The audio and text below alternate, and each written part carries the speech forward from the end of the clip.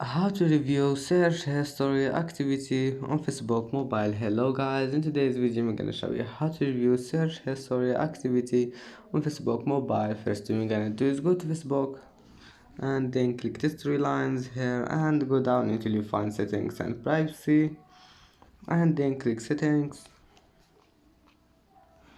and now just go down until you find this one, activity log. Click on it, and here you will find this one, search history. Just click on it, and now you can review search history activity on Facebook mobile. And that's it for today's video.